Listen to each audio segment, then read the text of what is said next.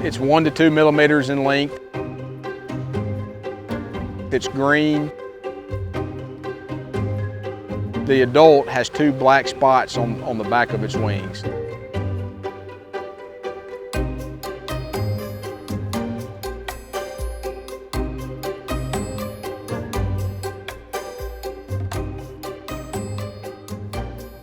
So my name is Alana Jacobson, and I'm an associate professor of entomology, and I have a big research program on row crop entomology.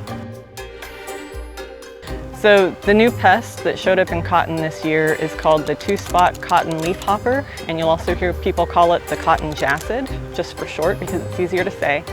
This is a pest that is an old world species. The native distribution is from the Middle East all the way over to Japan and then down to Indonesia. The first time it appeared in the New World was in 2023 when it showed up in Puerto Rico. We still don't know how it got there, but from Puerto Rico it spread to Florida. There was a pest alert that came out at the end of 2024 saying that they had found it in vegetables there. So we were anticipating that this pest might spread, and we have regional working groups that also study emerging pest problems. And through that group and funding provided by Cotton Incorporated, we had a monitoring program set up in 2025 so that we could keep an eye out for when this pest showed up. My name is Scott Graham. I'm an assistant professor, entomology and plant pathology and extension entomologist. So we kind of had a heads up that this thing was coming, and with that we got together as a Southeastern entomologist working group. We're able to standardize how we were going to sample select fields throughout the season so we could get an idea of when this insect showed up in our field, so we could begin to start doing some extension programming as well to get the word out there to farmers, consultants, scouts that they needed to be looking. So right now a lot of what we've been doing was just the monitoring. And so through those monitoring efforts we detected the pest here as early as June, and numbers stayed really low through June and through July, and they really didn't blow up until August. And we think maybe there was another migration of insects from southern locations north. We're still trying to learn about this pest and how it spread around. We know that closely related insects can travel on wind currents to move long distances. We also know that this pest is being moved around through ornamental trade on hibiscus, and that's how it's been introduced into Louisiana and Texas.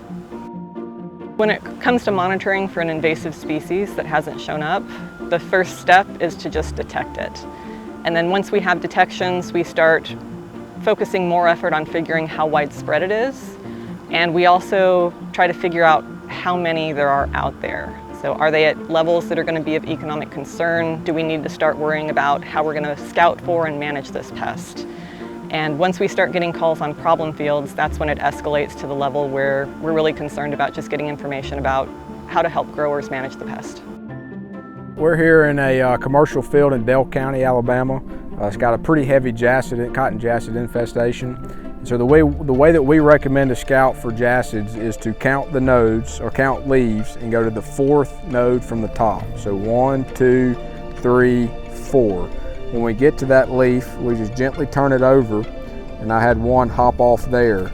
But you just turn the leaf over and look for the presence of jassids, both adults and immatures, and keep those numbers separate in your counts because that can be important.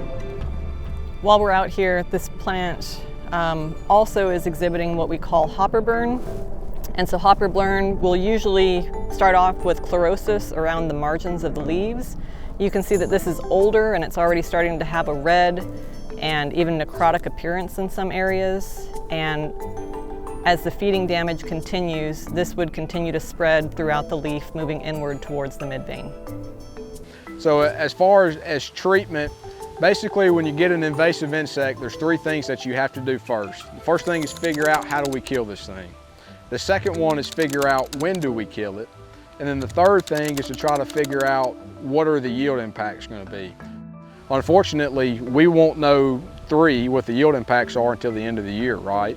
But we can and did jump on insecticide screening. So colleagues at Clemson University, University of Georgia, University of Florida, and us here at Auburn we kind of put together standardized protocols of these are the insecticides that we're going to screen, and we looked at a ton of them, different rates, all of that kind of stuff to try to identify what insecticides consistently provide good control, which ones maybe don't, so we know how to better make recommendations for this season. And what we found generally right now is our recommended insecticides provide about 2 weeks of population suppression before more move into the fields and we need to treat again. Next year's going to be completely different. So we have a foundation of knowledge, we know it's here. Now we need to figure out where it's going to persist. We know this insect doesn't have any kind of diapause, so it needs live hosts over winter. So where are those hosts located? Are they using cover crops? Are they using weeds? So what does that look like?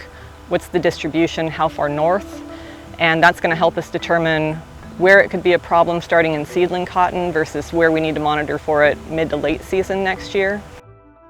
So as we've gotten into this, this first year of this new insect, the work that we've done is this year I think has really laid the groundwork for what our pest management program will look like for cotton jassid into the future. But with this new insect, I think it's going to be really, really important if we decide to make the investment to grow cotton.